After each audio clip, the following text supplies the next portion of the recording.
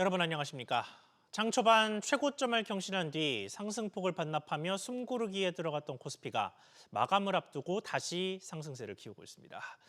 이렇게 최근 증시가 뜨겁게 달아오르면서 그간 국내 주식 비중을 꾸준히 줄여왔던 국민연금에선 수익률이 급등하며 투자한 잔액도 늘어나는 현상까지 나타났습니다. 정광윤 기자. 네, 정광윤입니다. 네, 이재명 대통령이 최근에 국민연금의 국내 주식 비중이 낮다고 지적한 게 자연스럽게 해소되기 시작한 셈이 됐는데 최근에 국민연금 투자 실적 어떻습니까? 네, 국내 주식 투자는 지난 6월 말 189조 원으로 반년 만에 35% 넘게 급증하며 역대 최대를 기록했습니다. 같은 기간 해외 주식은 3.6% 늘어나는 데 그쳤는데요. 국내 투자액은 지난 2020년 말 정점을 찍은 뒤 거의 매년 감소세를 보이다 올 들어 크게 반등한 겁니다. 국민연금기금의 전체 자산에서 국내 주식이 차지하는 비중도 지난해 말 11%대에서 올 6월엔 14.9%로 반년 새 3.4%포인트 늘었습니다. 이런 가운데 국내외를 합친 전체 주식 투자 규모는 지난 5월 말 600조 원을 처음 넘긴 뒤 6월엔 635조 원에 달하는 것으로 나타났습니다. 네, 이게 그간의 흐름과는 양상이 좀 다르죠. 네, 국민연금기금은 그간 수익률이 높았던 해외 주식 비중을 꾸준히 늘려왔습니다. 특히 지난해 연금개혁으로 수익률 목표까지 높여 잡으면서 앞으로 이 같은 흐름에 더 박차를 가하겠다는 목표도 내놨습니다.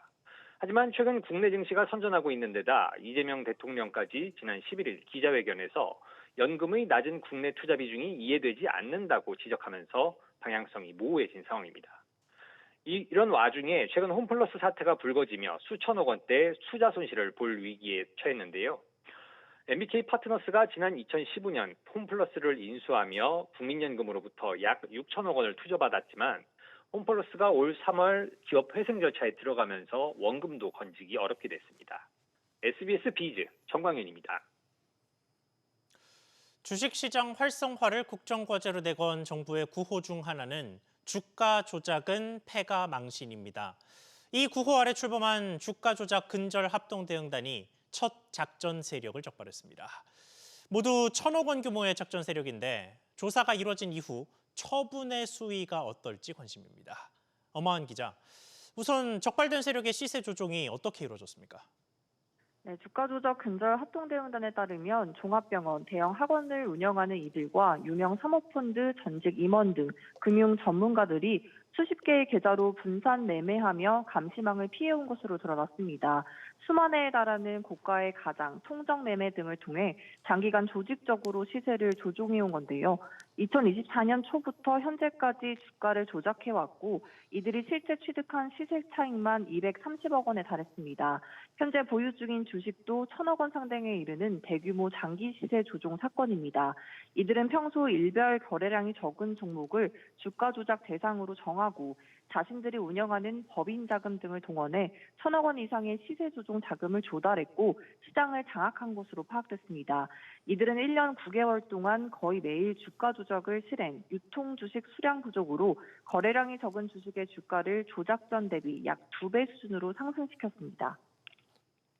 물론 추가 조사와 수사를 거쳐야겠습니다만 패가 망신이 현실화되느냐 이 부분이 관심인데 어떤 조치가 이루어집니까? 증권선물위원회는 주가 조작에 이용된 수십 개의 계좌에 대해 자본시장법에 따른 지급정지 조치를 최초로 시행했다고 밝혔습니다. 합동대응단은 혐의자들의 자택, 사무실 등 10여 개 장소에 대해 전방위 압수수색을 실시했습니다. 금융당국은 이들이 취득한 불법 재산에 대해 최대 2배의 과징금을 부과하는 등 철저히 환수하겠다라면서 주가 조작은 패가망신이라는 인식이 시장에 자리 잡을 수 있도록 하겠다고 말했습니다. SBS 비즈 엄하은입니다. 이어서 해킹 사태와 관련된 새로운 소식들 전하겠습니다. 업종을 가리지 않고 곳곳에서 발생한 해킹 사고에 마침 다음 달 국정감사를 앞둔 국회가 적극적인 행보를 보이고 있습니다.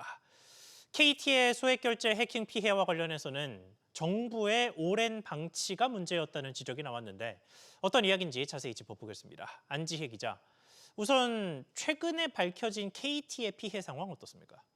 네, 국회 과학기술정보방송통신위원회 소속 김장겸 국민의힘 의원실이 KT로부터 제출받은 자료에 따르면 소액결제 피해자 362명 가운데 20년 이상 장기 가입자도 10명 포함된 것으로 집계됐습니다. 1999년 가입자가 3명, 2000년이 2명, 2002년이 1명, 2004년이 4명 등인데요. 또 KT 고객이 아닌 KT망을 이용하는 알뜰폰 가입자도 59명 포함됐습니다. 연령별로는 40대가 95명으로 가장 많았고 30대와 50대가 각각 90명, 또 20대 피해자도 36명이었습니다. 네, 그런데 이런 가운데 정부가 소액 결제 문제를 방치했다는 건 무슨 말입니까?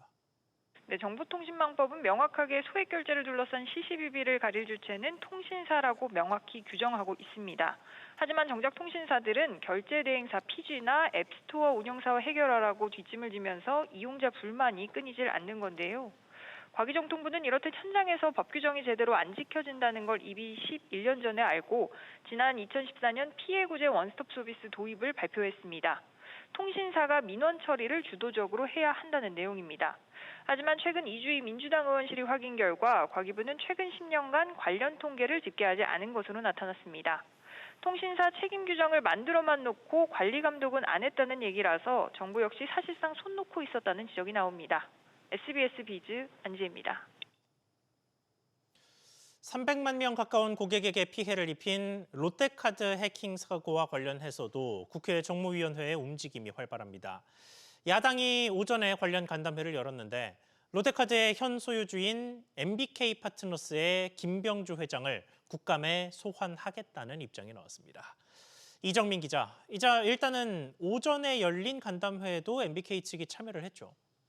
네, 국회 정무위원회 소속 국민의힘 의원들은 오전 10시 국회에서 롯데카드 개인정보 유출 사태 관련 후속 대응 간담회를 열었습니다. 간담회에는 조좌진 롯데카드 대표와 함께 주주 책임 논의를 거진 MBK 파트너스의 윤종화 부회장도 참석했는데요. 국민의힘은 최근 발생한 롯데카드 대규모 해킹 사태와 관련해 김병주 MBK 파트너스 회장을 국정감사 증인으로 채택하겠다고 밝혔습니다. MBK가 롯데카드를 인수한 뒤 보안 투자가 소홀했다는 지적이 나오고 있는데 따라서입니다. 네, 또 이번 사태로 롯데카드에 어떤 제재가 부과될지도 관심이죠. 그렇습니다. 개인정보보호위원회와 금융당국 등은 롯데카드 해킹 사태와 관련해 여신전문금융업법, 전자금융거래법 등 법규 위반 여부를 전방위적으로 들여다보고 있습니다. 만약 개인정보법상 개인정보 유출로 판단될 경우 매출액의 최대 3% 과징금 부과가 가능한데요. 지난해 매출액이 3조 원에 달하는 롯데카드에 이를 적용하면 과징금이 900억 원에 달할 수 있다는 관측이 나옵니다. 다만 신용정보법에 따르면 해킹에 의한 과징금 한도는 최대 50억 원입니다. 대출이나 신용카드 정보 등 신용거래와 관련한 정보는 통상 신용정보법에 적용을 받고 개보법은 다른 법에 특별한 규정이 없을 때 적용할 수 있다는 점 때문에 신정법 적용 대상이 될 여지가 크다는 의견이 나옵니다. SBS 비즈 이정민입니다. 국감에서 해킹만 다루지는 않죠. 금융 관련 부처를 담당하는 정무위원회는 여당 의원들이 대형 은행장들의 소환을 준비하고 있습니다. 몇 년째 멈추지 않고 있는 은행들의 이자 장사 비판을 이어가려는 취지인데 관련 움직임도 취재기자 연결해서 알아보겠습니다. 정동진 기자. 네, 정동진입니다. 네, 국회의 움직임 그리고 그 원인이 된 은행 이자 장사의 현 상황도 짚어주시죠. 네, 여당은 다음 달 국정감사에서 5대 시중은행장을 증인으로 불러 세우는 방안을 추진하고 있습니다. 갈수록 커지는 예대금리 차에 이자 장사 비판이 일자 은행들 금리 산정과 관련해 따져 묻겠다는 건데요. 실제로 은행연합회 공시에 따르면 5대 은행의 7월 기준 정책 서민금융을 제외한 평균 가계 예대금리 차는 1.47%포인트로 두 달 연속 확대됐습니다. 또 5대 은행의 주력 정기예금 상품 금리는 2.05%에서 2.53%로 1%대 진입이 눈앞에 와 있는데요. 반대로 주택담보대출 금리는 오늘 기준 3.27%에서 5.77%로 4개월 전보다 소폭 높아졌습니다. 특히 가상금리 수준이 1.48%부터 2.84%에서 1.86%부터 2.94%로 확대된 모습입니다. 이렇게 국정감사에서 다루는 수준이 아니라 아예 관련 법안도 추진되고 있죠. 그렇습니다. 민병덕 의원이 발의한 은행법 개정안은 대출 가상금리 산정 시 지급준비금과 예금보험료, 출연금 같은 원가성 항목을 포함하지 못하도록 하는 내용을 담고 있는데요. 지난 4월 민주당 주도로 패스트트랙에 올려져 이번 정기국회에서 통과될 가능성이 높습니다. 다만 정치권과 업권 간의 협의를 거치면서 처벌 조항이 삭제되는 등 기존 법안에서 일부 변동이 있을 전망인데요. 대신 은행이 가상금리 산정 체계를 1년에 최소 한 번은 점검해야 할 의무를 부여하고 또 이러한 관리 의무를 내부 통제 기준에 반영하도록 할 방침입니다. SBS 비즈 정동진입니다.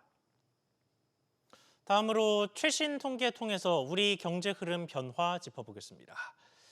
최근 일자리와 관련해서는 고령층이 취업 증가를 주도하고 있고 청년은 취업난이 심화된다는 소식 자주 전했습니다. 이렇게 고령층이 통계를 주도하는 현상이 창업에서도 나타났습니다. 지난해 새로 생긴 사업체 중에 가장 많았던 게 태양력 발전업이었는데 최근 노후 대비용 부업으로 이른바 태양광 투자가 각광받으면서 생긴 현상으로 풀이됩니다. 지웅배 기자. 네, 지웅배입니다. 네, 창업 관련된 전체적인 통계 수치 먼저 전해주시죠. 네, 통계청이 발표한 전국 사업체 조사 결과인데요. 전국 사업체 수는 635만여 개로 직전해보다 1.7% 늘면서 증가 흐름을 이어갔습니다. 전기, 가스, 증기업 사업체 수가 33.7%나 급증하면서 그 증가세를 견인했습니다. 태양력 발전업이 늘어난 건데요. 60대 이상 고령층을 중심으로 노후 대비 사업이란 인식이 확산한 것으로 보입니다. 도소매업도 쇼핑몰이나 해외 직구, 무인 할인점 등이 전반적으로 증가했습니다. 이어 회원단체와 간병 서비스업이 뒤를 이었습니다. 반면 주형, 금형 등 중국의 저가 제품 경쟁에서 밀리는 전통 제조업에서의 감소세가 뚜렷했습니다. 특히 자금력이 부족한 소규모 사업체 위주로 줄어들었다는 게 통계청 설명입니다. 그런 사업자들의 종사자와 관련해서는 어떤 변화가 나타났습니까? 네, 숙박 음식업이 가장 눈에 띄었습니다. 여긴 코로나19로 사업체 수가 줄어도 종사자 수는 증가세를 유지했던 곳인데요. 지난해 종사자가 2.5% 줄며 그 흐름이 꺾였습니다. 배달 수요도 확대되고 인건비 부담은 높아지며 더 이상 일손을 유지하기는 힘들다는 판단이 작용한 것으로 보입니다. 반면 보건사회복지업의 경우 20만 명 가까이 비율론 7.6% 증가했습니다. 꾸준한 노인 인구 증가에 재활원이나 방문 서비스 종사자도 따라 늘어난 것으로 풀이됩니다. 한편 대표자 연령을 보면 60대 이상에서 16만 1000개, 10.7%로 가장 많이 늘었고요. 반대로 40대에선 4만 개, 2.5%로 가장 큰 감소폭을 보였습니다. SBS 비즈 지웅배입니다. 카카오가 보이스톡과 카카오톡 등의 대거 인공지능 서비스를 탑재합니다. 음성으로 나눈 대화를 글자로 정리하고 챗 GPT도 카카오톡 안에서 쓸 수 있게 되는데요. 지난 2월 오픈 AI와의 협업을 발표한 이후 카카오가 내놓은 첫 번째 결과물인데 김한나 기자가 서비스의 내용과 의미 전하겠습니다. 우리 이제 여행 계획 짜야지. 맞아, 그 이야기 하려고 전화했어. 카카오톡 보이스톡으로 친구와 여행 계획을 이야기하고 통화를 끊자 텍스트로 정리된 녹음본이 제공됩니다. 통신사나 핸드폰 기종 상관없이 버튼 하나로 보이스톡이 바로 녹음되고 칸 하나는 녹음된 통화를 카카오톡 말풍선으로 보여줍니다. 화면을 스크롤하면서 내용을 훑어볼 수 있고 원하는 단어를 검색해 바로 찾아볼 수도 있습니다. 다음 달부터는 카카오톡에서 최신 모델 챗 GPT도 이용할 수 있습니다. 평소 쓰던 카카오톡 채팅 탭에서 챗 GPT를 바로 만날 수 있게 됩니다. 일상생활에서 자주 사용되는 카카오 맵, 예약하기, 멜론, 선물하기, 그리고 톡 캘린더까지 다양한 서비스를 에이전트로 구성. 이번 결과물은 한국 시장 공략에 속도를 내는 오픈 AI에도 도움이 될 것으로 보입니다. This is why our collaboration with Kakao is so meaningful. By bringing ChatGPT into KakaoTalk, an app that nearly all Koreans use every day, we are embedding world-class AI into the lives of people across the nation. 김범수 창업자가 사법 리스크에 발목 잡힌 가운데 이번에 내놓은 서비스가 카카오의 AI 역량을 재평가할 지표가 될 것으로 보입니다. SBS 비즈 김한나입니다. 유엔 총회 참석차 미국 뉴욕을 찾은 이재명 대통령이 세계 최대 자산운용사인 블랙록의 회장을 만나 투자 협력을 논의했습니다. 또 미국 상하원 의원들과 만나서도 한미 관세 협상과 조지아주 구금 사태 등에 대한 의견을 전했습니다. 우형준 기자의 보도입니다. 뉴욕 순방 첫날 이 대통령은 미국 상하의원들을 만났습니다. Welcome to my little city of New York. And if you're coming through JFK Airport, you came to the heart of my district. 이 자리에서 이 대통령은 한미 관세 협상과 관련해 외환 시장 불안정 우려가 있지만 결국 양측이 상업적 합리성이 보장되는 방식으로 해결책을 찾을 수 있을 것이라고 전했습니다. 미국이 요구한 3,500억 달러 현금 투자는 우리 외환 보유액으로는 부담이 크다는 점을 돌려 말한 것으로 보입니다. 조지아주 한국인 집단 구금 사태와 관련해선 재발 방지를 강조했고 미 의원들도 비자 제도 개선 필요성에 공감했다고 대통령실은 전했습니다. 세계 최대 자산운용사인 블랙록의 레리 핑크 회장과는 AI와 재생에너지 분야에 대한 MOU를 체결했습니다. 세계 인공지능 인프라를 이렇게 쥐락드락 하시는 대단한 분들이신데 한국에도 관심을 이렇게 가져주셔서 각별히 감사드립니다. MOU에는 5년간 아태 지역 AI 재생에너지 전환을 위한 대규모 공동 투자가 담겼습니다. 특히 AI 데이터 센터 구축에 필요한 반도체, 배터리 기술과 함께 재생에너지 발전과 저장, 송배 전망까지 국내 기업 전체가 참여할 수 있는 초대형 통합 프로젝트를 추진한다는 계획입니다. 한국이 아시아의 AI 수도가 될 수 있도록 글로벌 자본을 연계하여 적극 협력하겠다는 의지를 밝혔습니다. 25일엔 월가에서 글로벌 투자자들의 높은 관심을 모으기 위한 대한민국 투자 서밋도 개최됩니다.